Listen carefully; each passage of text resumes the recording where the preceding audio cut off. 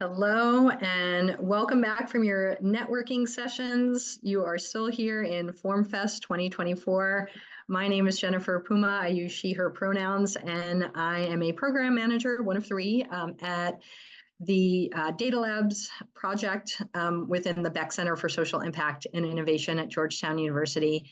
You can learn a little bit more about the work that I do from the link in the chat that my colleague Ilham will put in. But this session is not about me and my work. It is about our awesome speakers today. So before we jump into their presentations, feel free to say hello in the chat with your name and where you're joining us from. It's great to know who all is out in the ether. We are going to be using the Q&A function, much like the last session, if you attended that. So if you have questions, you can find that Q&A function on the right-hand side of your screen. Add your questions as you think of them. We will have dedicated time for Q&A in the last 10 minutes of this session. So we'll kind of accrue and hold all of the questions to that time. And I will ask them aloud for our speakers and for the recording during that Q&A portion of the session. We're just going to dive right in. Like I said, our speakers will introduce themselves briefly, and you can also check out their full bios by clicking on their speaker profiles. And we definitely encourage you to connect on LinkedIn so that you can have connections with them outside of this space. Each presenter team is going to have about 25 minutes to present, and then that will leave us with that nice little buffer of 10 minutes at the end for questions. So again, just welcome. Thank you for being here. Thank you for taking time out of your day to be with us at FormFest. And I am going to turn it over to Julia, Lucy, Anthony, and Mark. Awesome. Thank you so much, Jen. All right. I am Julia Gutiérrez. I'm the Chief Digital Officer here at the City of Boston. And I'm joined by, I guess I'll introduce everybody. I'm joined by Lucy Burns from San Francisco, Mark from Austin, and Tony from Philadelphia. We are here to talk about Beyond Forms and digital service delivery. So at the City of Boston, the pandemic expedited the rapid digitalization of paper-based processes for both critical city systems as well as really important programs for residents and businesses. And while we achieved the goal of continuity of government, our process led to a proliferation of different tools and solutions that don't really have strategic architecture, standards, or operating models. In a lot of places, we're operating with online forms that then go into spreadsheets and emails.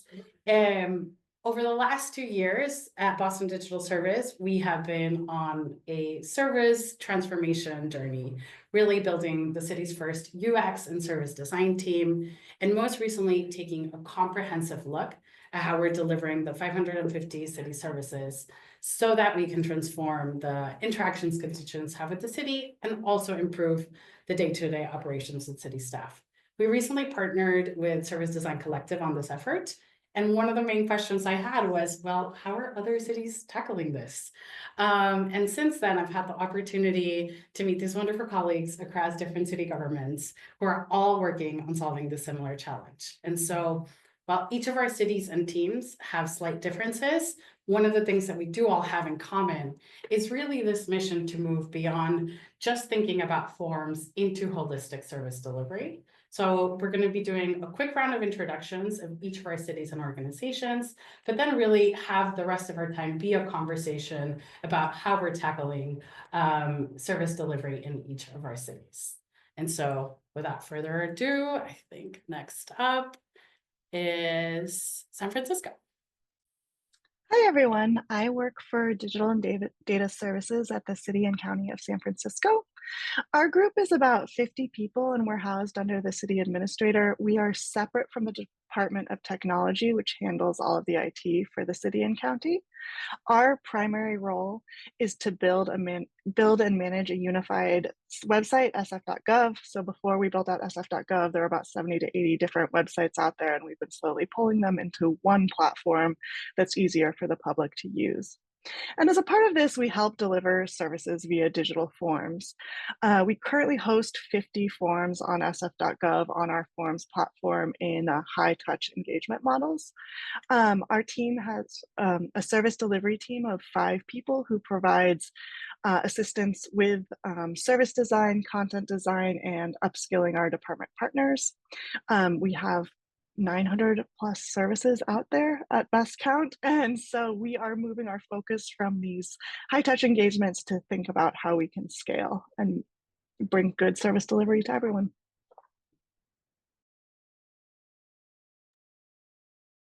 Hey everyone, I'm Mark Janchar. I'm the manager of digital strategy and solutions with the city of Austin. And the way that we work within our organization is we are a team of 7. There's me, there's 4 service designers who have a background in UX research, and a couple of them UX visual design. Then we have a virtual reality / AI person who works on emerging technology for us. And then we have a data analyst for us as well. So we kind of function as an internal consultancy for the city. So when someone needs improvement on a form or a business process, whether it be digital or not, they can come to us and we will engage with them however we could best fit into their process. We did a project where we improved the service hub for our city. I can talk about later, but it was a way of condensing how our residents interact with our services, which I'm excited to get more into.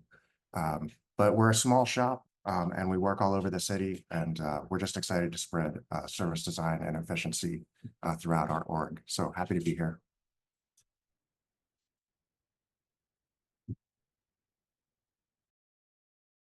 Hello. Hi, everyone. I'm Tony Yandura. I'm the Digital Forms product owner for the city of Philadelphia, and I work in digital services, and we sit under the chief digital officer at the city. In total, for digital services, there are 17 team members and responsible for managing Phila.gov. So I am one of those 17 on the team, managing digital forms and what the digital forms do for different department partners across the city. And this is just a scrape of our website. You know, I would say not a totally accurate count of all the services, but there are 700 plus just listed on the city's website. And we have forms for approximately 200 currently in production. And the way we work, similar to the other folks here, you know, kind of consultancy within the city. We work across all different departments that have a presence on Phila.gov and want to. And we do everything from content to building the web pages to building out forms to deliver the services that they deliver to residents. And so it's, you know, we're always looking for ways to improve on what we do and how we do it.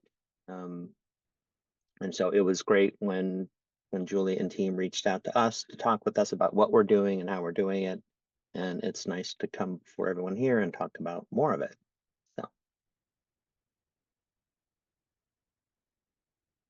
All right. So just a quick introduction of, I know I introduced at a high level why we're all here, but just a quick introduction of Boston Digital Service. We are approximately 30-person group under the Department of Innovation and Technology. And the Department of Innovation and Technology really is the primary technology shop for a number of the city departments here in the city of Boston. As a unit, our primary role is to build and manage digital services and digital communications. And so we build and maintain Boston.gov and our social media channels, but we also have built and oversee, administer a number of different tools and form development type of technology stack applications to help departments in their delivery of services. As I mentioned, today, those are about like 6+ different technology stacks that we're managing. And together those support over 250 of the 550 city services that we have as a city. With this broad sense of city services, we really are looking to move our focus into not just the form portion, but to end-to-end service transformation agenda. And so as part of a team, we've got service designers now. We also have process improvement specialists and coach, data analyst, in addition to product and content and development skill sets. So we can really, work with departments on a holistic approach to solve their city services. I think that is it in terms of our introduction. And so I'm going to stop sharing my screen and move into the fun portion of our session, which is really the conversation that the four of us have been having for, a couple of weeks now as we were getting ready to prepare on this. We're all hoping that we could have recorded those sessions because such rich discussion happened of, oh, you're doing it this way, we're doing it this way. How, do you have tips and tricks for X, Y, or Z?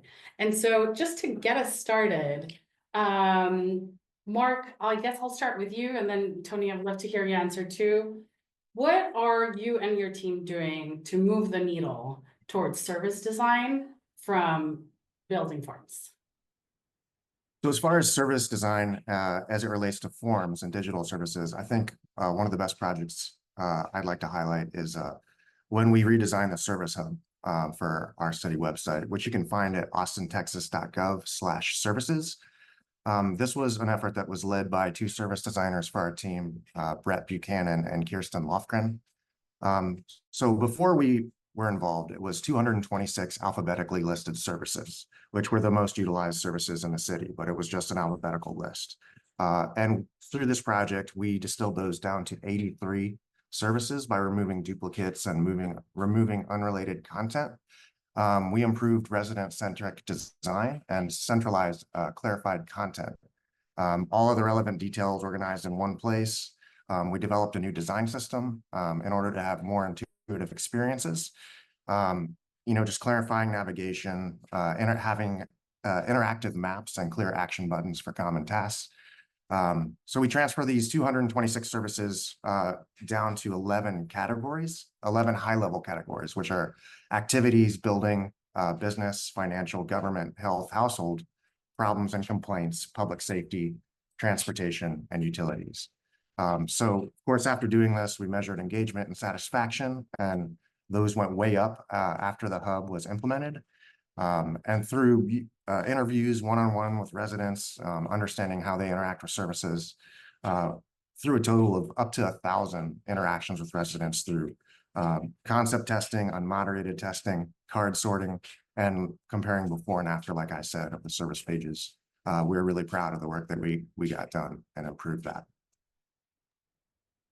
Mark, that's awesome. Honestly, one of the main things that I always say to the team, and I feel like this will sound very familiar to everybody here, is like, just because we internally in government are organized and structured a certain way doesn't necessarily mean that our constituents need to be thinking of us in that way and have to understand how we're structured in order to be able to get what they want. So starting with like a service lens into the informational content is so important.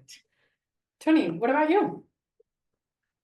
I would say that for our journey, we are at the beginning of this journey in terms of thinking about that full end-to-end. So we're getting the forms down. I can deliver form data to our department partners in a multitude of ways, but I think the next steps for us is, one, the budget increase so we can expand our team so we can do more for that end-to-end service delivery. Because it's great to get the data to the next stage, but then helping the department partners do the next parts of process improvement. What do we do with that once we get it to system B and forward and move it all the way to the other end? And then be able to check on those processes and improve those processes. Those are all things that we want to dive into. And it's going to take both personnel and additional software solutions to be able to do that. For sure. I think like having the right, baseline infrastructure, both in terms of like technology and people and support and budget, so important to get the journey started.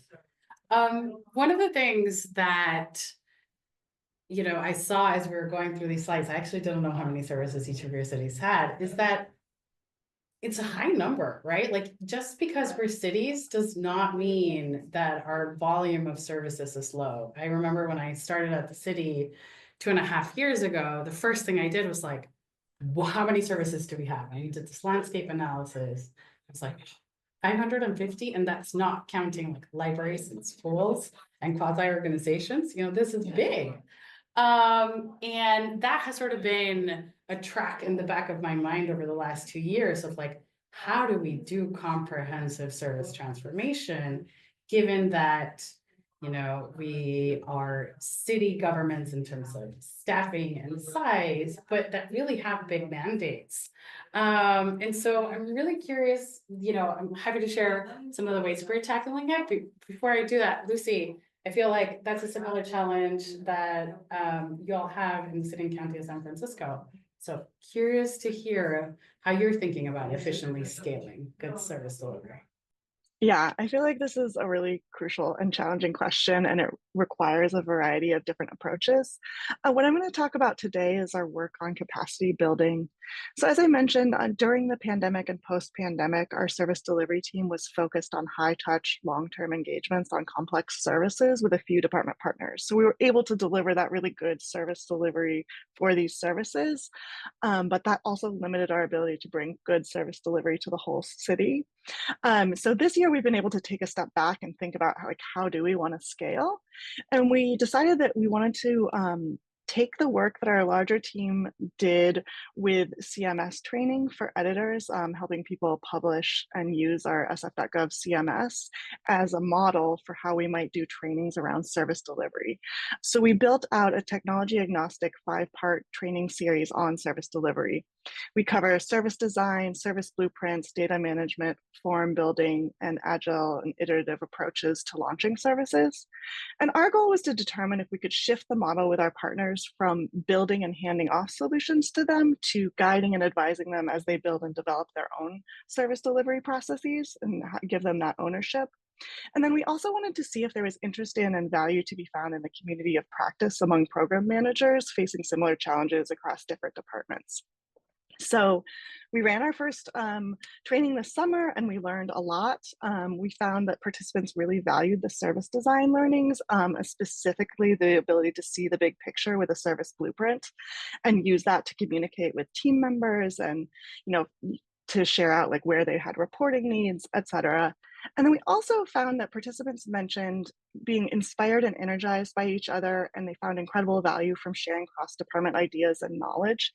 And I should note that we curated this group very carefully with services that were similar. So it wasn't like, you know, across the spectrum, it was more around small business services.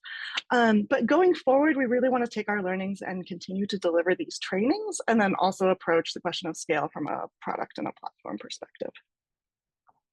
That is awesome. And honestly, if you have any of those materials and are willing to share, that would be super, super cool.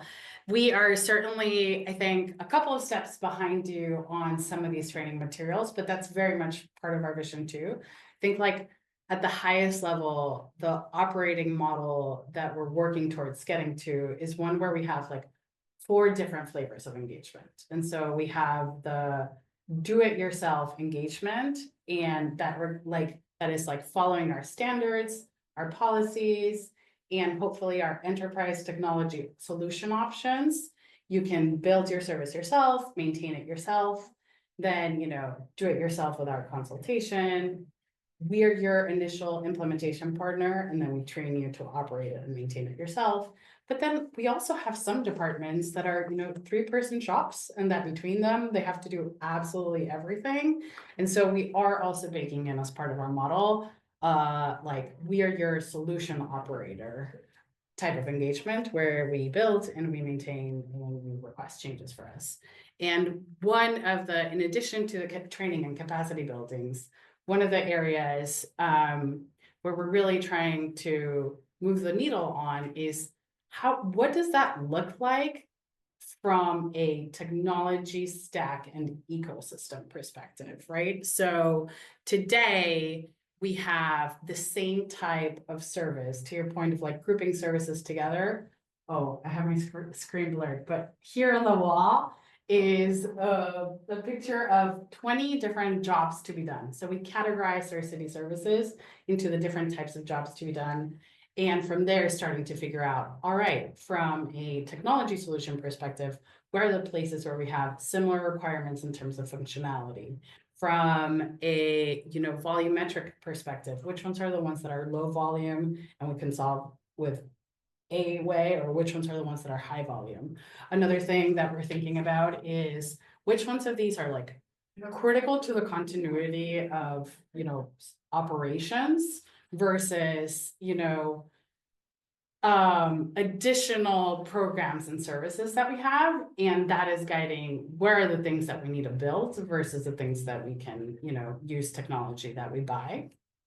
And so these like standards, these technology ecosystems, our hope is that by being able to be strategic of which systems are we building and maintaining, then we can also reduce the barrier to more and more departments being able to successfully operate this and, operate this within the standards and requirements that we have built, such as accessibility, such as being able to support multilingual, such as ensuring that if it is a technology that we buy and not we build, it can support a Boston.gov subdomain URL so that people know that they are in a government service. And so figuring out how to bake this in from like the lowest level of like technology architecture as a critical building block to then sort of support everybody in doing this building. Which actually I think leads to the next point of the conversation that we had, extensive conversations around in terms of like challenges and opportunities. At the end of the day here at the City of Boston, and I think the same is the case with you all, we're not the service owners, right? We are not the folks like, we're not the directors of our H Strong program that is providing services to our 55 plus Boston residents. And so one of the areas where I'm curious to hear, and Tony, maybe we can start with you on how y'all are tackling is like, how do you influence good service delivery when you're actually not in charge of the service? We have standards and capacity building as options, but how do you do it in Philadelphia?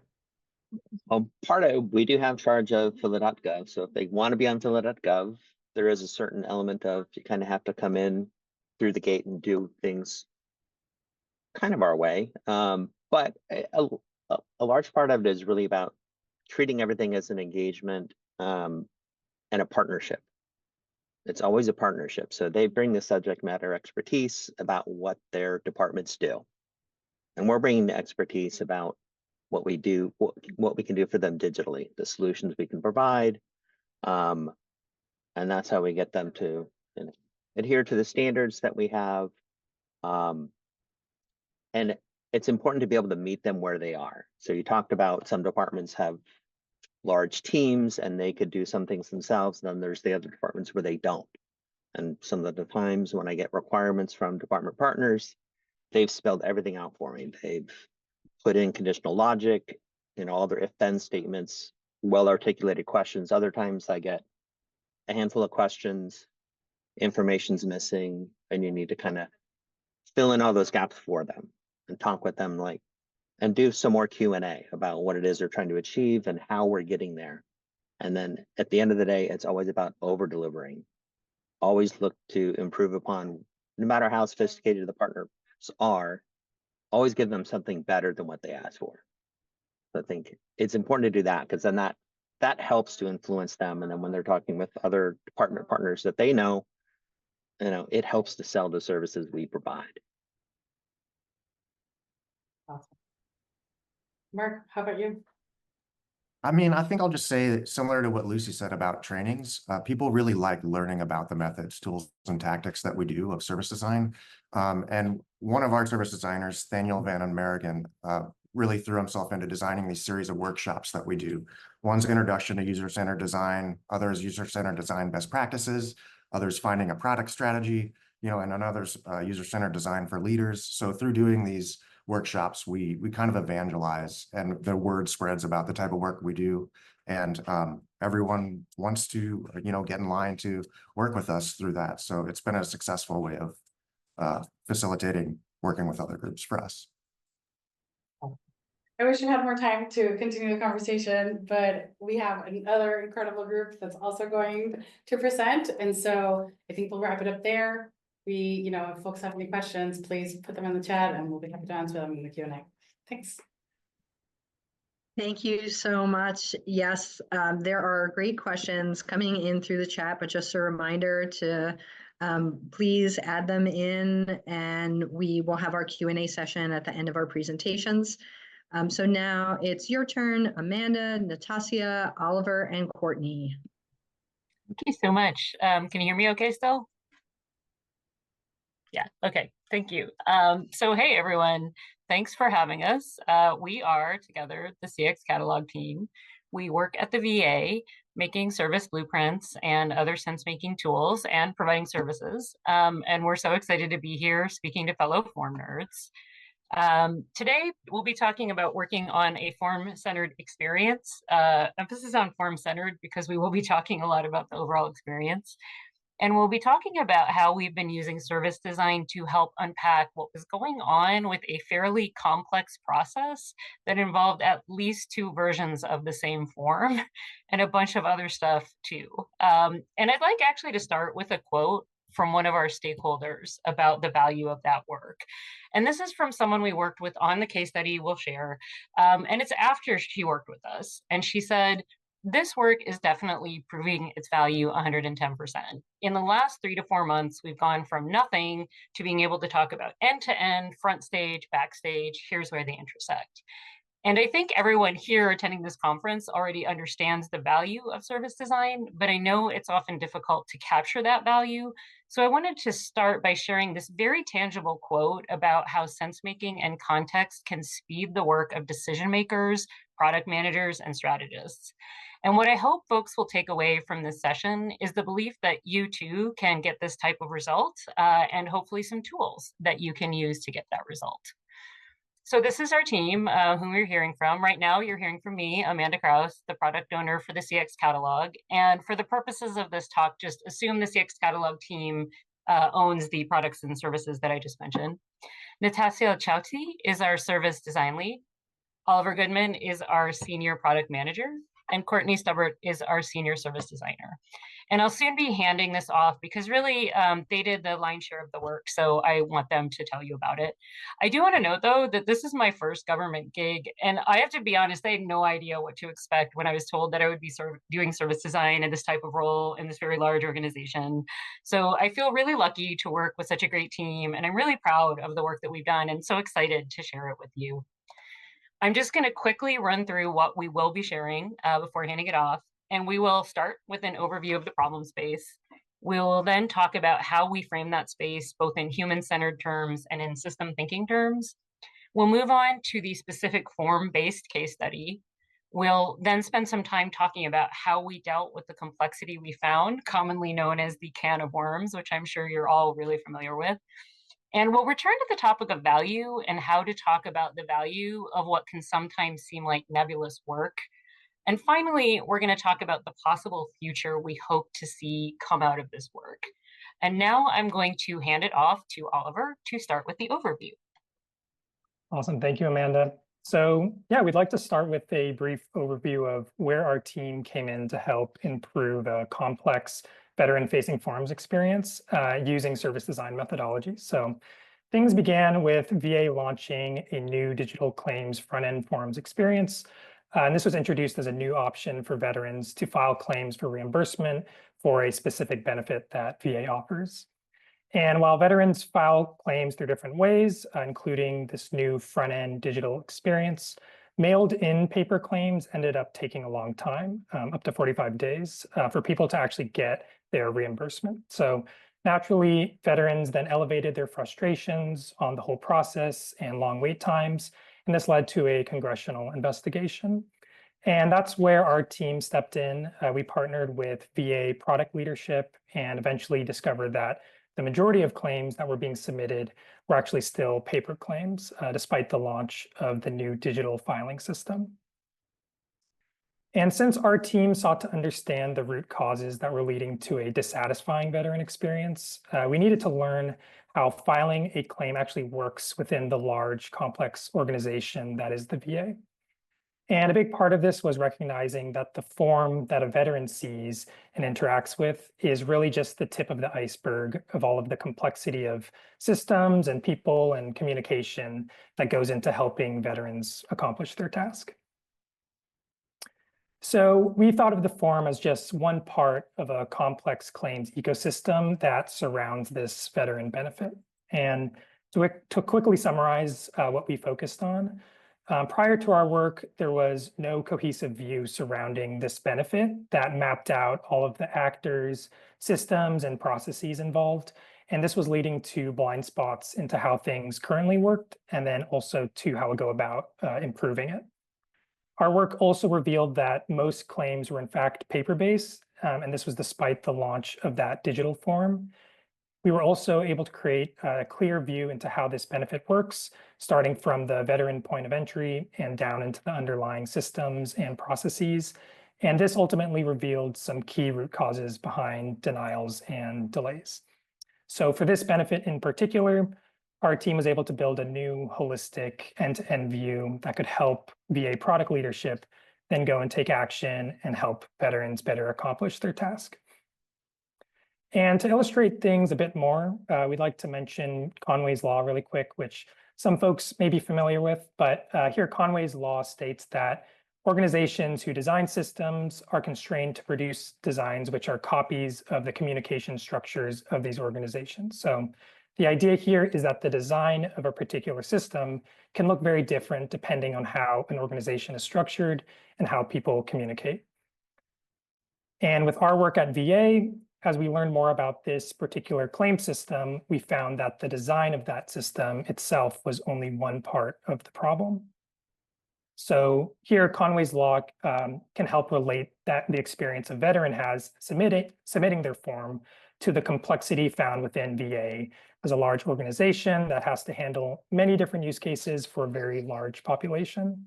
So rather than us thinking about a machine of things that simply operates in the background, it's actually an organic system of people doing things and communicating with one another in different ways to make things work. And with that in mind, I'd like to pass the mic to Courtney, who's going to better describe how we went about framing this problem space. All right, thanks, Oliver. So we discovered three main types of folks who best represented those receiving and delivering the benefit service: veterans, VA benefit claim processors, and VA product leadership. At the beginning of our project, we wanted to look at what life was like for them right now.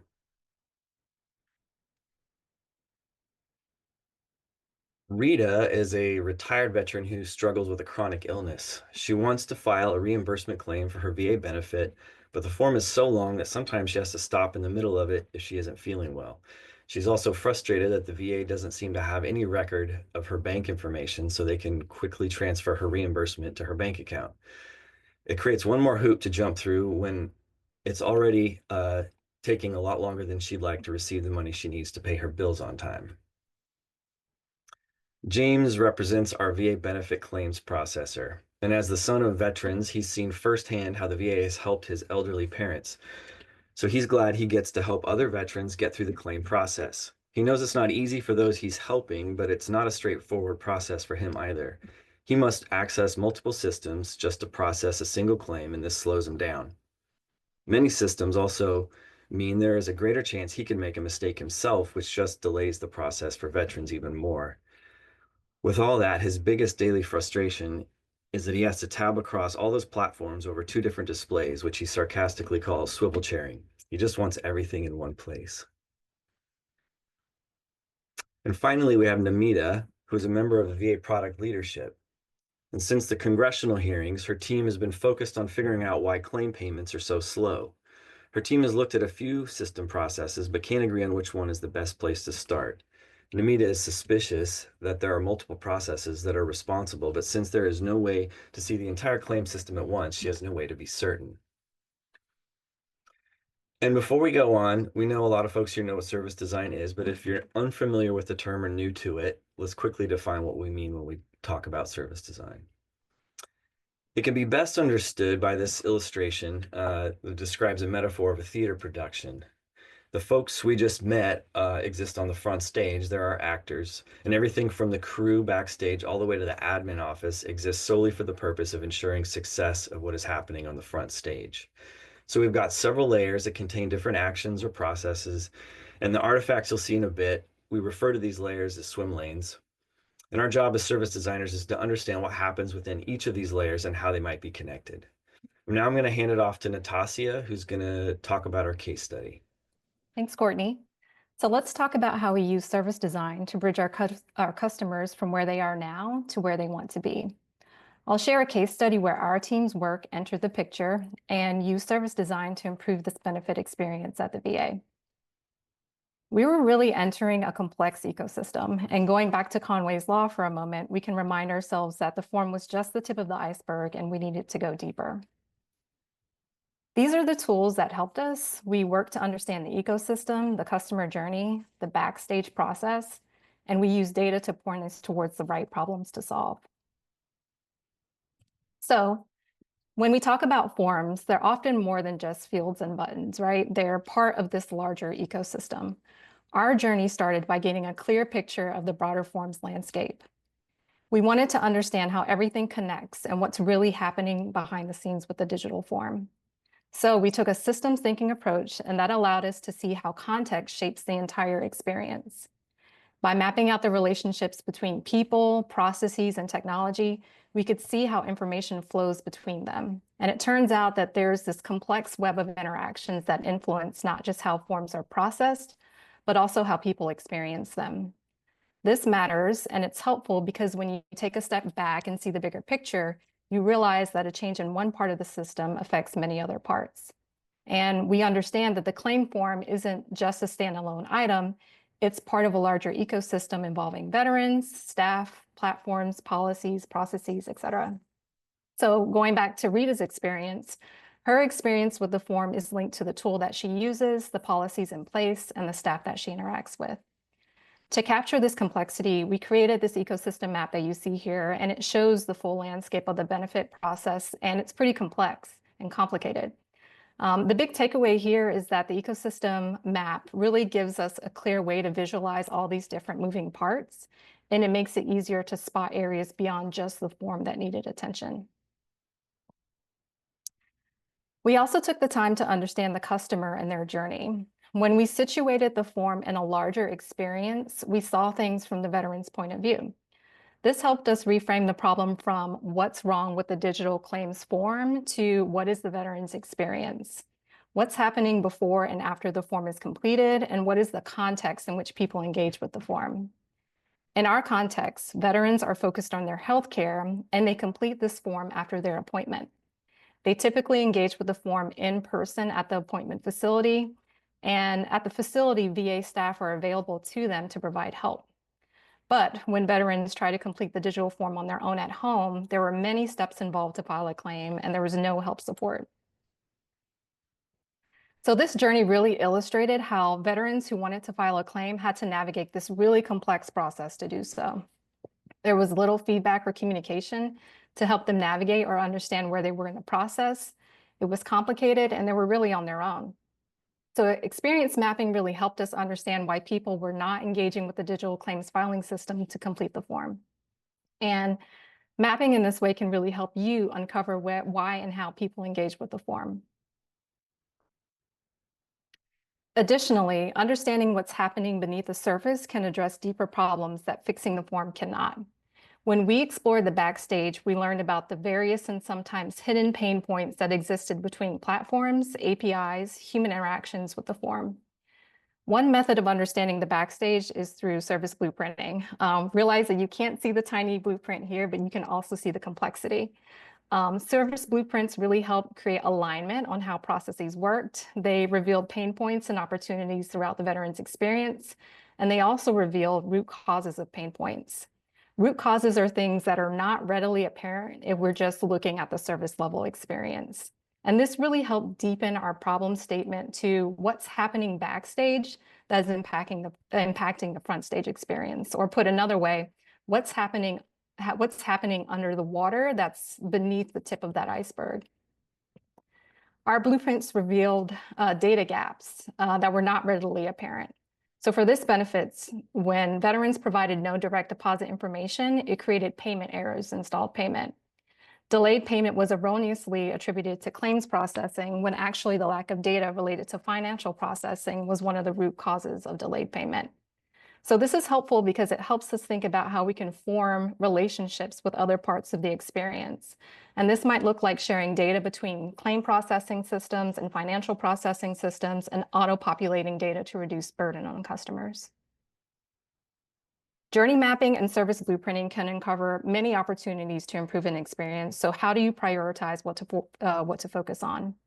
For this, we relied on data to show us how big a problem or a bottleneck was. We looked at claims data to see where the highest volume of claims were coming from, how a claim was processed, how long it took, and how many claims were paid versus denied versus not paid.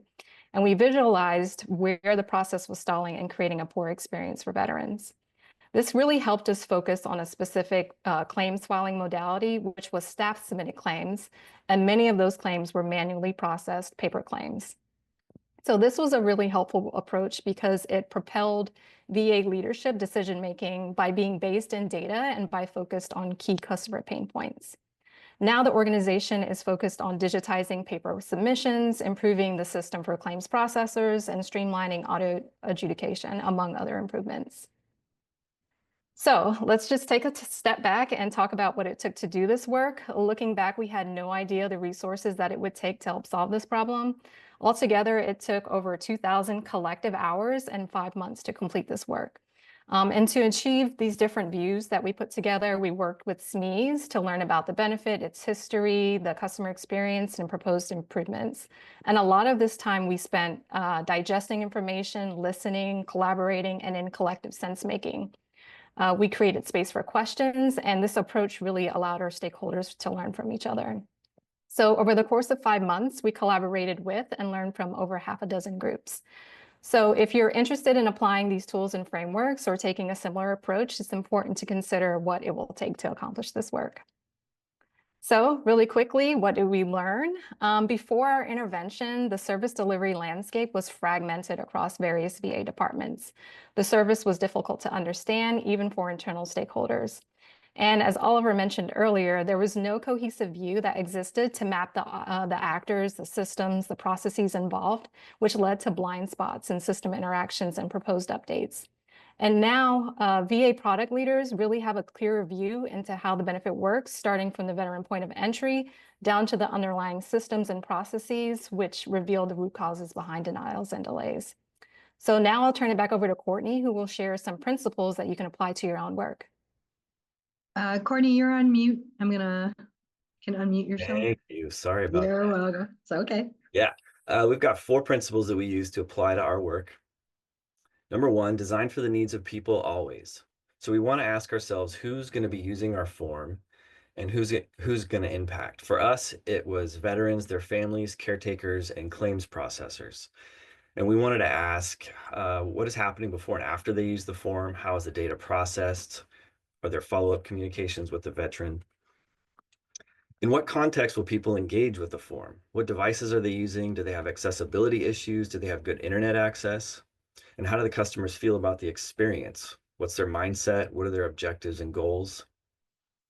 Number 2, co-design the complete customer experience. This is about collaboration. How can we best partner with our stakeholders? Stakeholders have knowledge, insight, and access to SMEs you need within the organization you're researching. How are you supporting the culture of your team to ensure these relationships are collaborative? How can we foster collective sense-making? How might we get the decision makers and our collaborative partners into the same room to hear the same feedback at the same time from the people being impacted? This is key in creating shared beliefs and goals around what we're working towards and helps avoid playing telephone between silos. And can we extend our network of collaborators? Who else is supporting our customers as they complete the form? What does their experience look like? On our current project, we have a handful of recurring syncs with new partners in various parts of the organization that are engaged with processes we're currently mapping. And having involved these folks has been really helpful in providing visibility where we would otherwise have blind spots. Number 3, understand the present to improve the future. How well can we see what's happening right now within the system? Blueprints provide the ability to zoom in on what is currently happening within a given step of the user journey. Can we identify systems that may already contain the data we need? How might we use this data to shape the ideal experience for users and the staff that support them? How are we considering the ways we access data with the person's consent, of course? We want to try to minimize data collection, strive to collect it once and only once. And then how can we envision a desired future to address the current pain points? By using blueprints alongside future planning, you'll be able to map a clear path towards your vision. And finally, number 4, return to the data to reveal the right problems to solve. Is data anchoring our feedback, gathering, and decision-making process? Feedback loops, double diamond, diverging, converging, zooming in, zooming out, whatever process you follow, it should be anchored in data. How are we using that data to inform our process, figure out the right questions to ask, the right problems to solve, etc.? All right, I'm going to hand it to Oliver to talk about a possible future. All right, so by putting these service design principles into practice, we collaborated to create a more fundamental shared understanding of that entire reimbursement ecosystem for this VA benefit, with all of its complexity and beyond just that veteran-facing form at the tip of the iceberg. And through this work, we identified key challenges in this form's experience, as well as opportunities for the team to go and make improvements going forward. And now looking forward, we can start to envision better possible futures for the 3 different people revolving around our form's experience. So looking back at our 3 examples from earlier, Rita, our veteran, can have a more satisfying experience completing her claims form by being able to more easily accomplish her task and by knowing where to go for more information. And James, our VA staff member, can more efficiently handle processing claims after they've been submitted, which then also leads to a quicker and more satisfying experience for veterans as well. And then lastly, Namita, our VA product lead, can now feel more empowered to improve the holistic experience surrounding this benefit through using data-driven service design and storytelling. And then going forward, she can embed these capabilities directly into her team's work so that they can continue to make improvements. And we'd like to close out with another quote from a different VA product leader who was learning more about our work. And they described applying these service design principles as era-defining work, and that someday the government will look back on how we organized our work and wonder why we hadn't always defined benefits delivery by starting with the thing I, as a member of the public, have to do to get the thing that I need. And with that, we'd like to thank you all for attending our session. If you'd like to reach out, here's our contact info. We'd love to hear from you. And if you have any questions about this approach or want to share your success stories or challenges putting these principles into practice, we'd love to hear from you. So thank you so much. Thank you, VA team. This is just fantastic. Honestly, both presentations are just like kind of making my heart soar right now. I don't know about folks out in the ether, but I see from all the questions coming in, I'm guessing that it's a lot of the same feelings right now out there. So we have a ton of questions that have come in for both teams.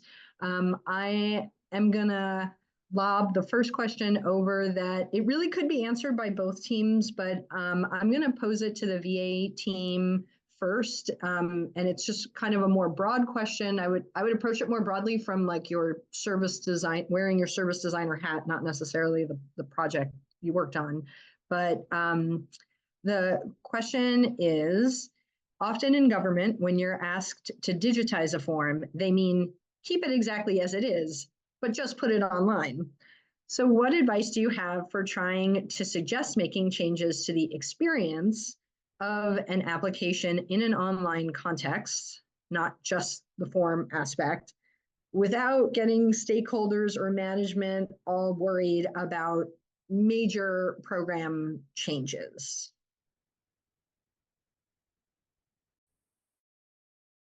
It's a very good question. I can address that. Our situation was actually pretty unique in that we had a VA product leader come to us with the interest of doing this broader exploration. And so we weren't narrowly scoped to just working on the form. So we were lucky in that way. But to answer the question, I would say some of this discovery work can also be done a bit in the background. We didn't really do any primary research to build our ecosystem map or service blueprints. There was a lot of existing research that was already out there. So it was a matter of connecting the dots and putting all these puzzle pieces together. So I would say leaning on research that might already exist or stakeholder knowledge. That was a huge resource for us, talking to SMEs, people who had been with the benefit for a long time and kind of knew it in and out, and also knew the struggles that veterans faced was really helpful. So I would say like leaning on subject matter experts and kind of internally in the team, like applying some of these principles and tools, even though you might not have the resources to go out and do the research or do primary research. Yeah, and I would also add, agree with Natassia, I would add, one thing that kind of helped us work with some of the different stakeholders was really showing them with data where the problems actually are existing. So to the question, like, it's not necessarily just about rebuilding the form exactly as it is on a website, especially if the digital version of the form isn't what's causing problems with the larger experience. So that's where, working directly with the folks who have that institutional knowledge about the service and experience beyond just the front-facing form, and then uncovering the data that will actually point them where the points of friction actually are. So in our case, it was the long claims processing times and not necessarily like maybe specific UX issues with the form.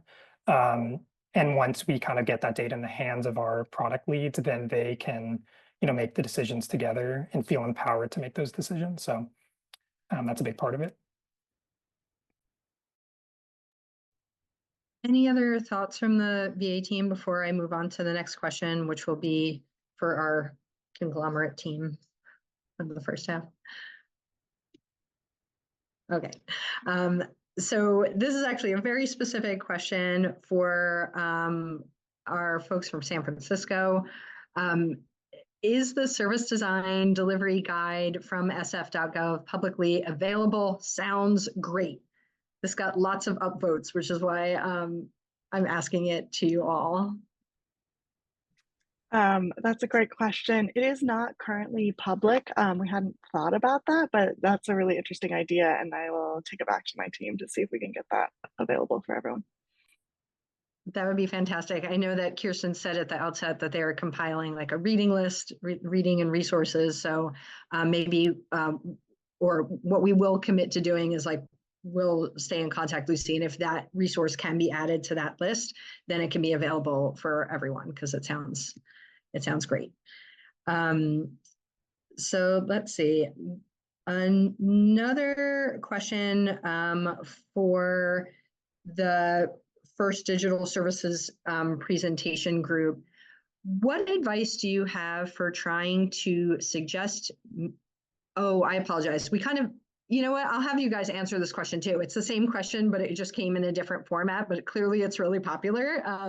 So what advice do you have for trying to suggest making changes to the experience of an application in an online context without getting that stakeholder management concern around the major program changes? I think it's a very good question to ask you guys as well. Yeah, I can kick off and then I'll turn it over to anybody else. I was thinking about the answer when in the first question.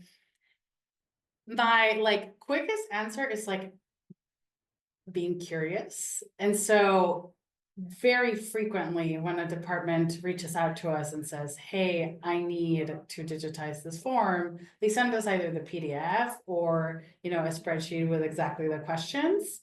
And one of the things that we've started doing, instead of just translating that into a digital form, is say hey, can we meet for 30 minutes? We'd just like to understand.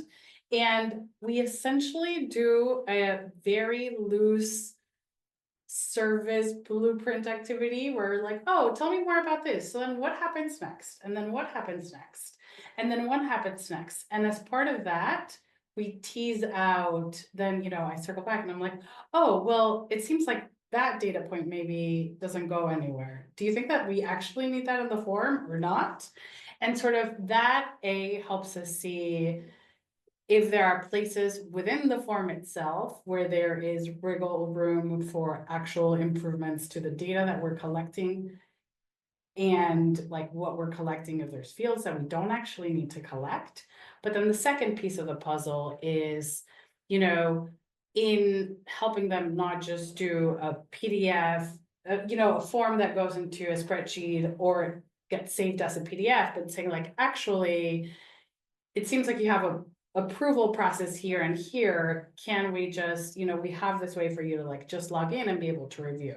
Is that useful? And most of the time it actually like is a useful process improvement for them as well. And so we don't really get a lot of resistance from stakeholders, but actually, you know, an opportunity to like show them how this will also help them in their operations. That's one way we do it.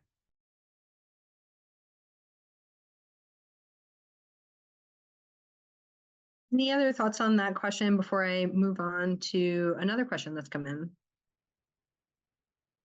I will move on. We have many. And this can go to the whole group. Are there recommended trainers or trainings that provide service blueprint and service design training that you would recommend?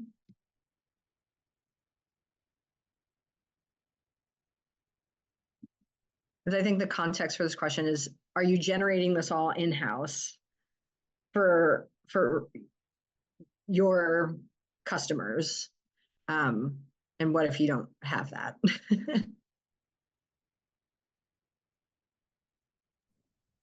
I could answer really quickly from our project. We are building the service blueprints in-house, and that includes also experimenting with the design of the artifacts to serve or meet like the needs of different folks in different contexts that they might be using or referencing the blueprint.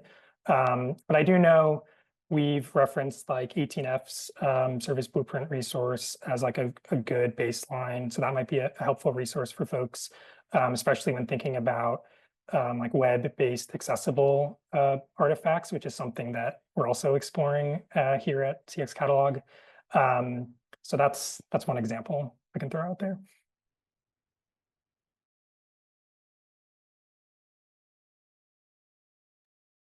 Well, if there are others, again, we're compiling resources, reading lists. We can add that in, and to the person who asked the question, also feel free to go there as well. One very popular question was around kind of your mandate for doing this. So to what extent and so again, I think this can go broadly and you'll have different answers depending on the structure of your teams. So to what extent are you formally tasked with doing this work? For example, were you directed by a council, a mayor, an administrator to achieve a certain objective? Or are you invited to the table by willing partners? And then based on that origin, how does this impact your work? So it sounds like this question, I actually initially read it in terms of mandate, but it also, I think, could be read as like, how do your clients come to you? And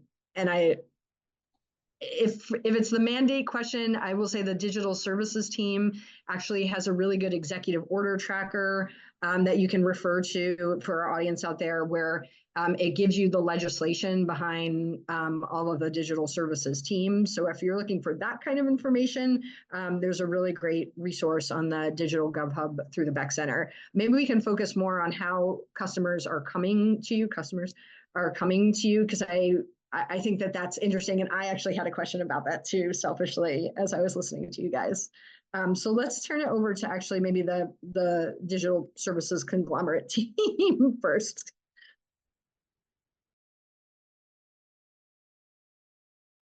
And we'll only, I'm realizing the time, it's 3:14. So we'll have to, this will be our last question and it'll be kind of a rapid fire wrap up. I can jump in really quick. I think teams, when they need, most often in terms of services, when they need a form, they're like, oh, digital services might be able to help us with a form, and they come to us, and then we're like, hey, can we offer you some service delivery transformation? And so we get a lot of people coming to us. I think we're actually trying to shift things around and think about, who do we want to go after? Who do we think we can help for the biggest impact? Yeah, that resonates with me because it goes both ways. Like sometimes it's top down where we get asked to provide CX or UX input on a project, a tool or a process. And I reserve a part of my time for stepping back and thinking about, where can we provide the most impact as a team? Where should I be going out and trying to work to improve services for our residents? So I think it's important that it goes both ways. But the more people talk about, improving user-centered design or human-centered design or innovation, the more that I think we get this unwritten mandate that people know that it's important and they're reaching out to us. And I haven't found that much resistance in the last couple of years. So it's been great for us, and it's getting better. Outstanding. I wish we had more time. This is just wonderful. So we're going to be wrapping it up. I wanted to close with actually a quote from somebody in the intro welcome. This was actually somebody from the New York City Office of Tech and Innovation. She's a senior content analyst, and she had written in the chat, her name is Rebecca Rose, "Poor service design inevitably leads to poor form design." So that feels like a good way to end this session. Thank you all in the audience for your amazing questions. Thank you for our speakers. Round of applause to you guys for sharing your great work. Next up, we have another brief networking session until 3:45 p.m. Eastern Time, and then closing keynotes on the main stage. So with that, we're going to end the stream, but thank you once again to our speakers, and thank you to everyone who joined us.